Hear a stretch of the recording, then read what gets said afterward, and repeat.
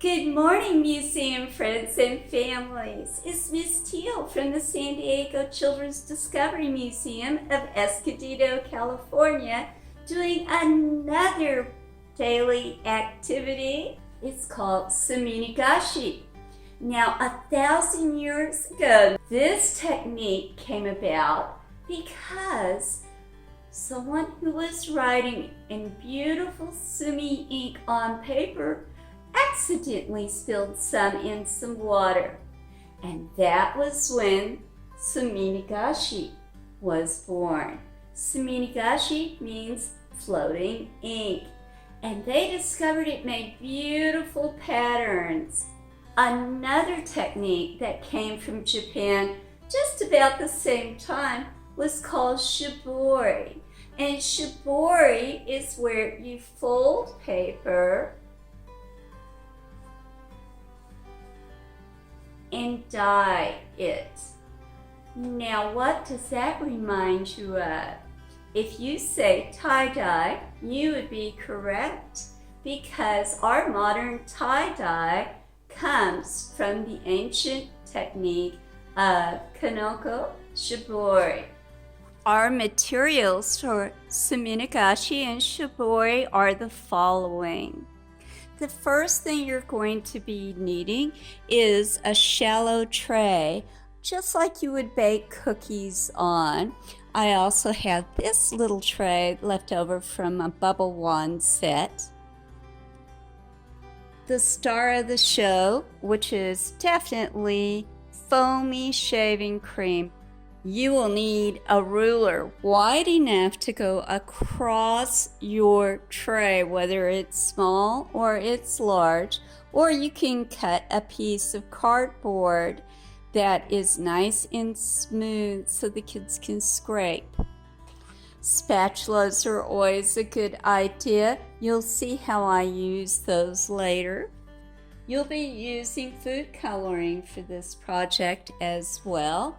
A knife is nice if your children are old enough to use one.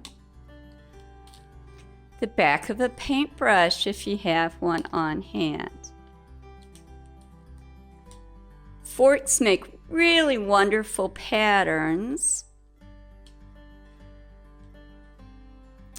I'm using a pipe cleaner today as well, the toothpick. It's super easy to use and you can throw it away when you are done.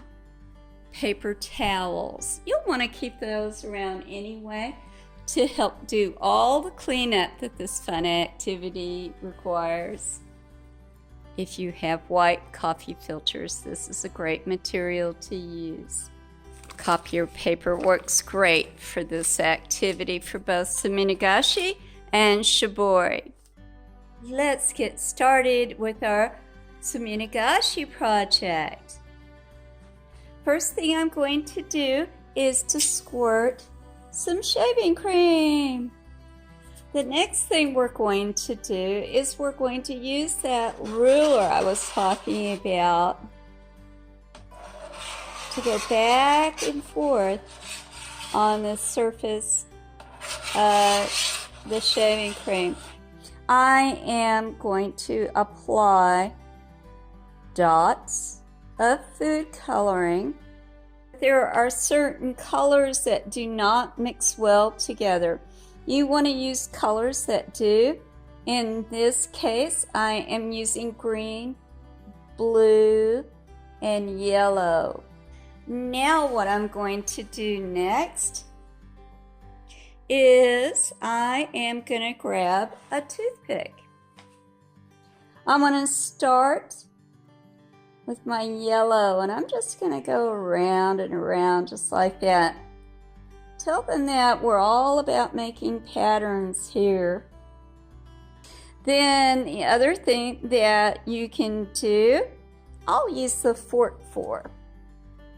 I'm going to, now this is really important when you show children.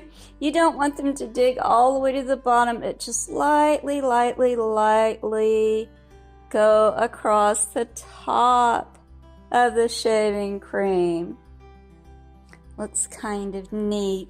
Then you can come back through. You can encourage them to try different angles. Okay, I think that'll make a nice print. I'm going to go ahead and take a piece of copier paper and I'm going to lay this right on top. And I'm going to tap, tap, tap, tap it all down. You'll actually see the food ink come up through the back of the paper, at least to start. With this technique, you should be able to get several prints off of the same tray. See how that looks? Now I'm going to take that off. Pretty cool, huh? I want to put that aside and get my spatula. I'm going to take my spatula and I'm going to just scrape off the shaving cream. And now I have a beautiful Suminagashi print. Now it's time to try our other fun paper dyeing project from Japan, shibori. I have before you yellow, red, and blue. I'm going to start with the yellow, go to the red, and then do a little blue. We'll see what happens. I'm going to start with the paper towel first. I'm going to fold it one more time. Again, starting with the yellow, just quickly dip that in. Maybe I'm going to do that in one more corner, just like that. Next, I'm going to go to the red. I'm going to add just a little bit of red to my yellow and a little bit of blue to my yellow. See the mixing that you get? I'm going to add a little more red and a little more blue. Here we go. Oh, I think this is going to look great. Let me unfold it for you. Super cute. See the pattern I got? Isn't that wonderful? The next thing we're going to work with is copier paper. I folded this 4 times, got it to about 1/8 of a sheet. Dip. Going to dip again. All right, now I'm going to go to my red. I'm going to mix a little bit. And then I'm going to go to my blue. Do some blue. You can lay it down. You don't want too much dye in these bowls as you go along. So here is my beautiful shibori. Isn't that gorgeous on the copier paper? Woo, that is so pretty. Nice. So there's my coffee filter.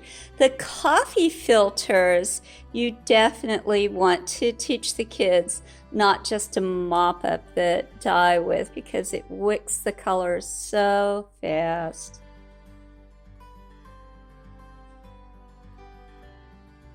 And there is my shibori coffee filter. How fun. I know I've said it several times, but I truly mean it. This is so much fun and one of my very favorite projects to do with things you already have around your house.